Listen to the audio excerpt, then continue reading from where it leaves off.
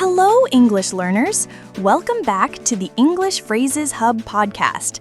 I'm Emma, your friendly guide to speaking more naturally and confidently. And I'm Jake, your enthusiastic co-host, fellow language learner, and certified phrase fanatic. We're so glad you're here for episode 2. In this episode, we're focusing on practical, everyday English phrases, the kind you can use immediately in real life. That's right. We'll take you through useful conversations around shopping, transportation, hobbies, weekend plans, and even a bit of technology talk, all packed with natural, everyday expressions. And don't worry, we're keeping it fun and light.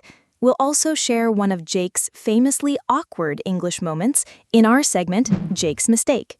I can already feel the secondhand embarrassment. You'll survive. And after that, I'll give you a super effective learning strategy in Emma's tip, something easy you can use today to make new phrases stick. Plus, we'll be answering a great question from a listener, maybe something you've been wondering about too. And throughout the episode, we'll challenge you with short speaking prompts and help you practice along with us. So, whether you're walking, cooking, studying, or just relaxing, this episode is designed to give you real, useful English in an easy, friendly way. So grab a cup of tea or coffee, get comfy, and let's jump into episode 2 of the English Phrases Hub podcast. Let's do it! Your next set of useful English phrases starts right now. So, Emma, how was your weekend? Oh, pretty good. I went to a farmer's market on Saturday morning. You know, one of those open-air ones with fresh fruit, homemade bread, and little craft stands. Then I tried a new coffee shop in the afternoon. Really cozy atmosphere. And they had oat milk lattes. Total win. What about you? That sounds amazing. I actually binged a new series. I watched 6 episodes in a row. So basically, I practiced Netflix and chill all weekend. Now I need to get back to reality. Classic weekend move. I've done that before. One episode turns into 5 and suddenly it's midnight. Are you feeling ready for Monday, though? Well, kind of. I stayed up late last night trying to study some new English phrases, commitment, right? But then I missed the last bus and ended up walking 30 minutes home, in the rain. Total movie scene moment. Oh no! So you were literally caught in the rain and now maybe feeling a little under the weather, huh? Exactly. My shoes were soaked. But hey, at least I got some fresh air and a free cardio session. Let's call it an unplanned fitness adventure. I love it. Sounds like we both had busy weekends in our own way. Mine was relaxing. Yours was dramatic. Yeah, but hey, nothing like a little adventure to kick off the week. Speaking of adventures, are you ready to dive into today's first topic? Sure.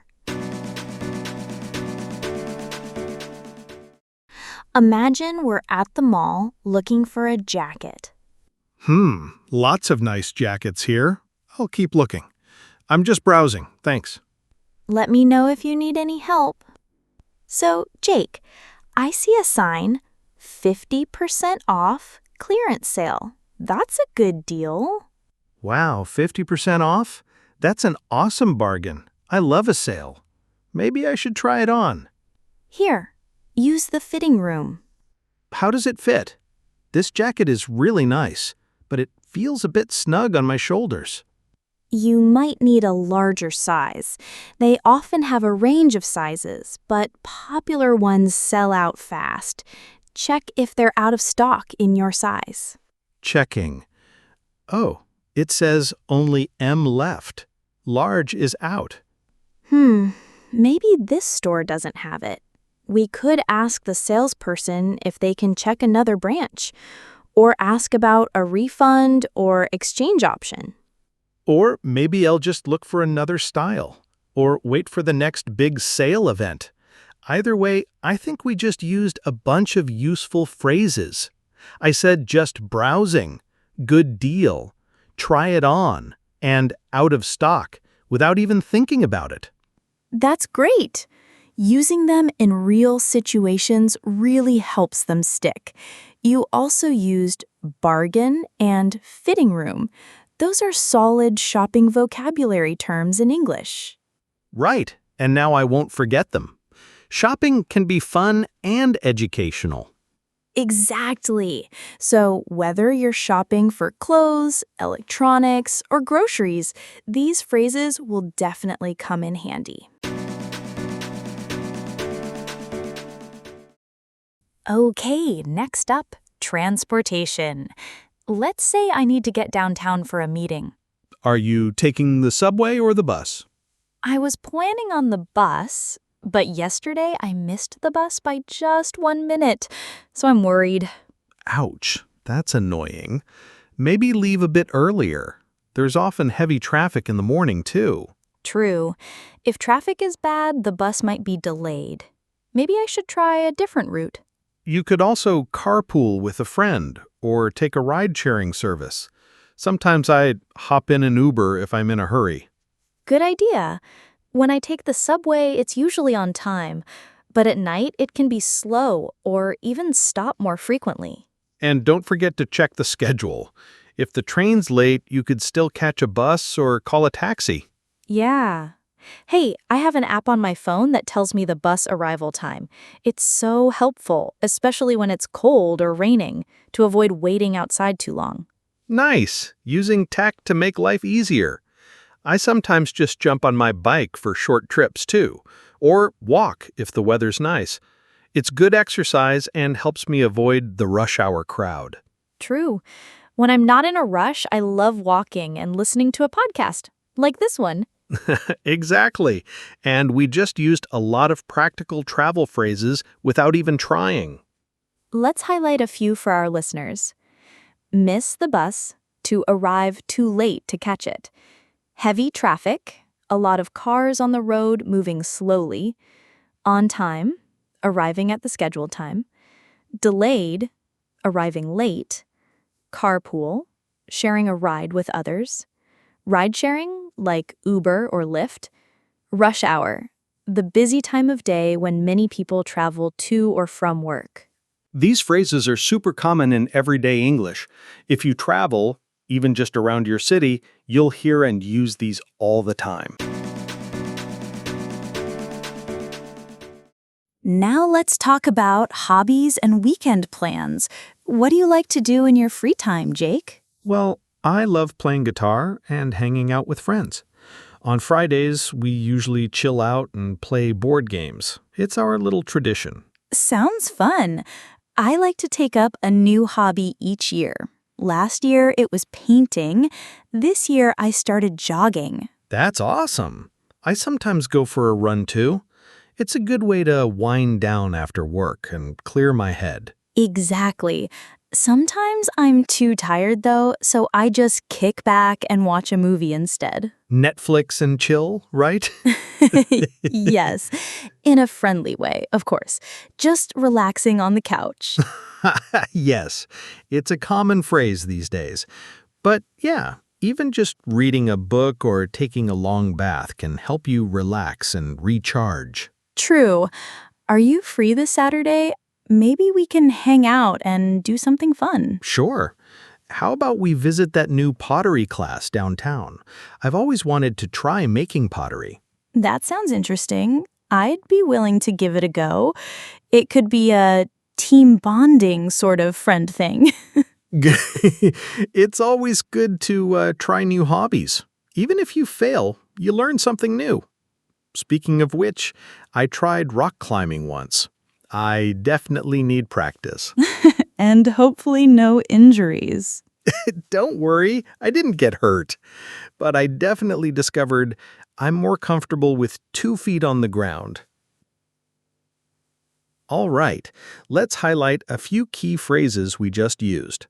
Hang out, to spend time socially. chill out, kick back, to relax. Take up, a hobby, to start doing something new for fun. Wind down, to relax after a busy or stressful time. Netflix and chill, informally used to describe a night of watching shows and relaxing. Be mindful, the phrase can have other meanings depending on context.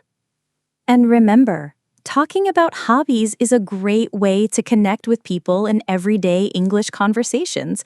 You don't need perfect grammar. Just show interest and share something about yourself.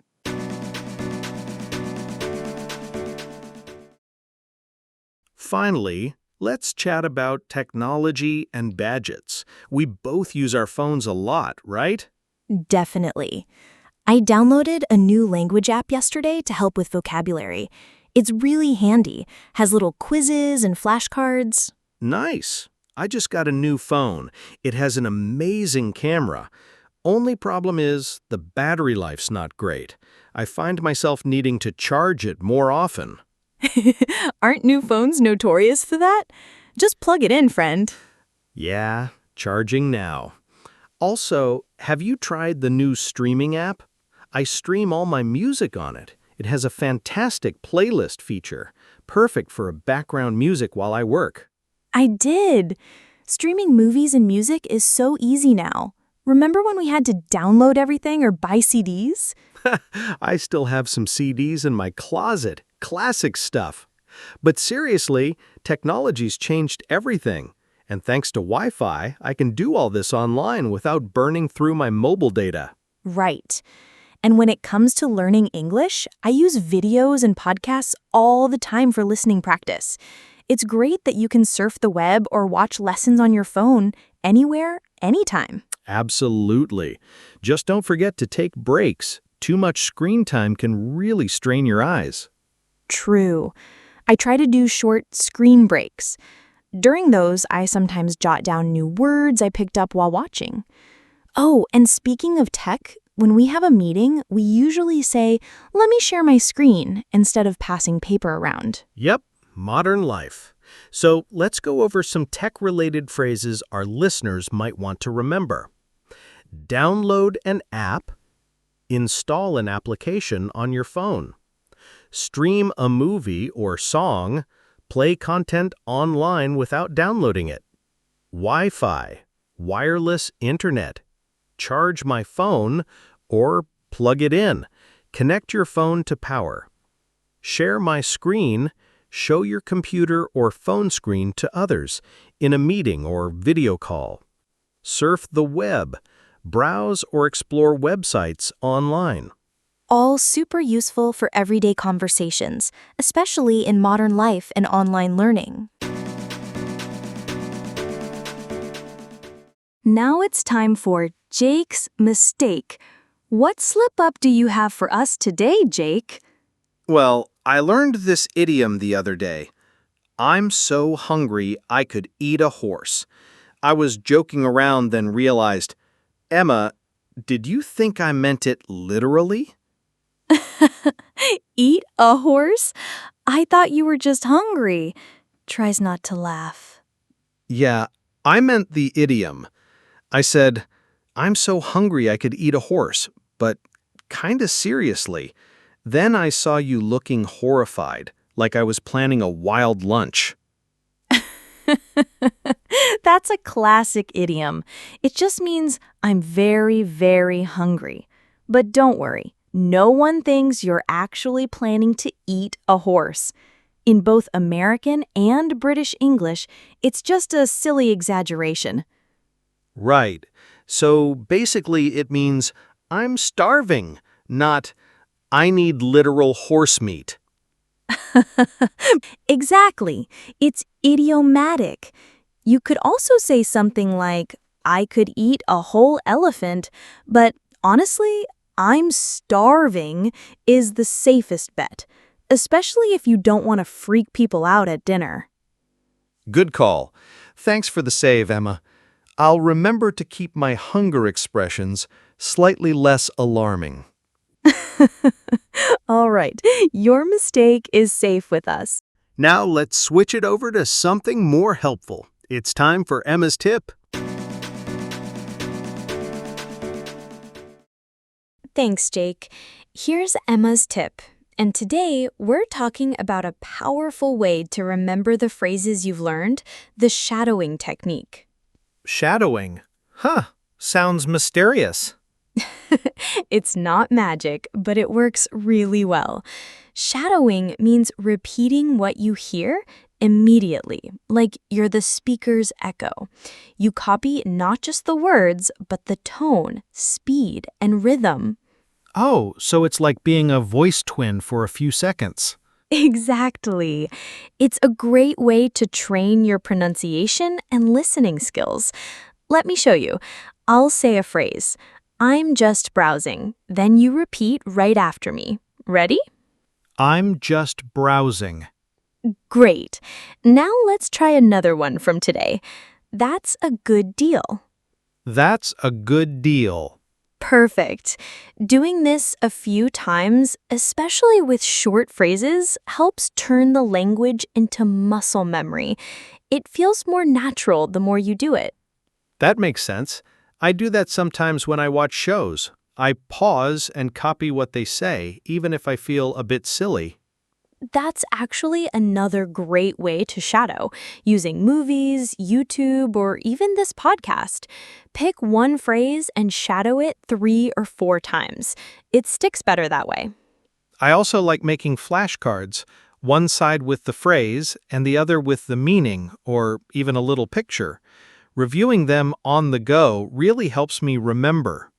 Yes, visuals work really well, especially for visual learners. And here's another idea. After you shadow a phrase, try using it in your own sentence. Like creating a mini dialogue or talking to yourself about your day. Exactly. For example, say, I went shopping today and told the clerk, I'm just browsing. That way, the phrase becomes personal and relevant to you.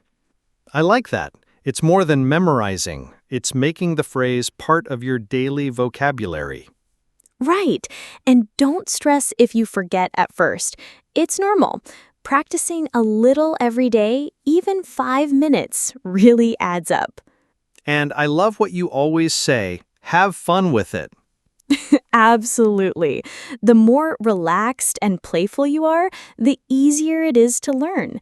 Make mistakes, laugh at them, repeat phrases in a silly voice, whatever keeps you motivated. That's great advice, Emma. Shadowing, creating sentences, using visuals, mix it up and find what works best for you. Time for our listener Q&A. We got a message from Maria in Spain. She asks, I feel shy and nervous speaking English in front of others.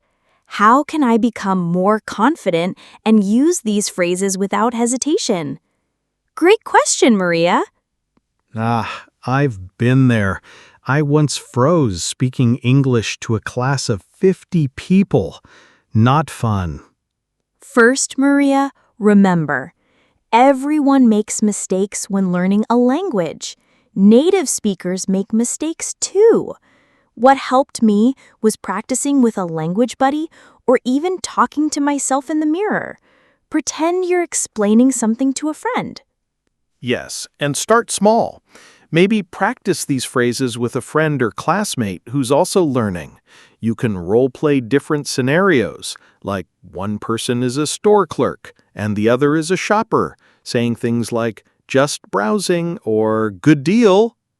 Another tip, slow down and breathe. It's okay to pause and think about what you want to say. In fact, short pauses can make you sound more natural. And here's a trick. Carry a notebook or a notes app on your phone. If you hear a phrase in this podcast, jot it down, and later try to say it in a real situation. Over time, you'll build confidence, one phrase at a time. Also, listen to English content you enjoy. Songs, podcasts, shows, and follow along. If you're shy about speaking to others, repeat lines from the show or the news out loud to yourself. It's like a private rehearsal. Great answers, Emma. Maria, keep practicing and be patient with yourself. Every phrase you try is a win. You'll get there, and we're cheering for you.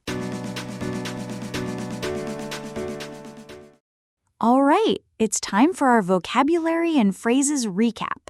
We'll take turns going through some of the key expressions from today's episode.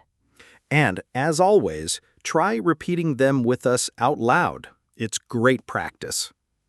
Just browsing.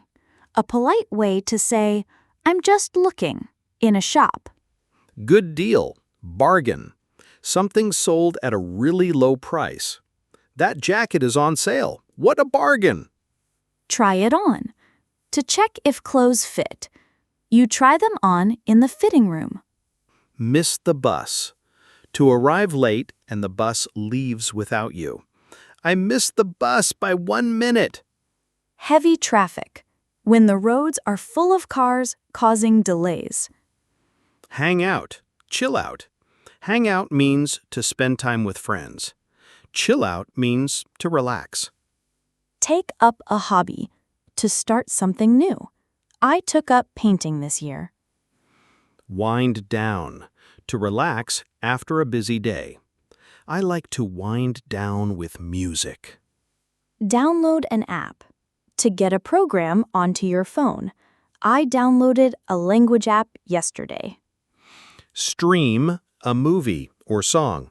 To play media directly from the internet without downloading it.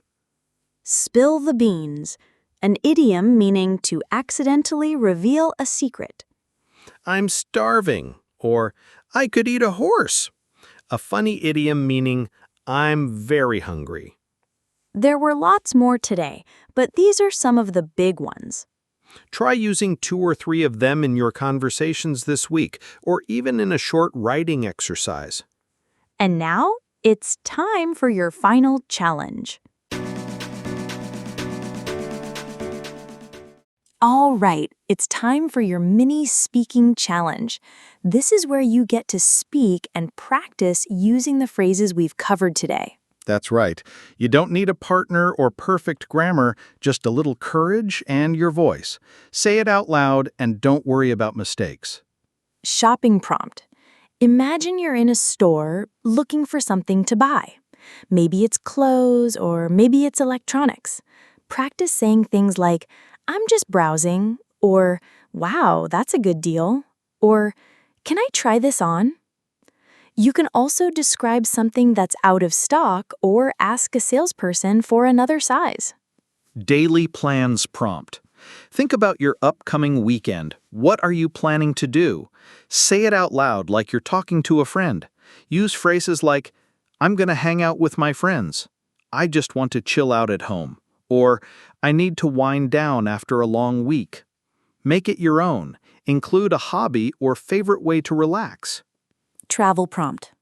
Now imagine you're talking about your daily commute or how you travel. Use real-life phrases like, I missed the bus this morning. There was heavy traffic on the way. Or, I usually carpool with my coworker. You could even mention using an app to check the schedule or plugging in your phone during the ride.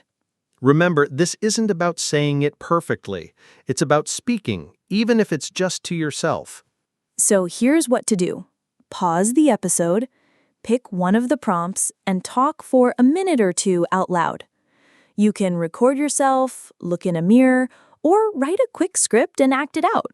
Go ahead, pause now and try it. When you're ready, hit play again and we'll be here. Welcome back. We hope you gave it a go. And if not, it's never too late. You can always rewind and try again later. That's the beauty of practice. Small steps every day really do add up. Great job, everyone. We really hope you enjoyed learning and practicing all these everyday English phrases with us today. Yeah, you've made it through shopping conversations, travel talk, hobbies, tech, and even one of my embarrassing mistakes. That's a solid day of English learning. Totally.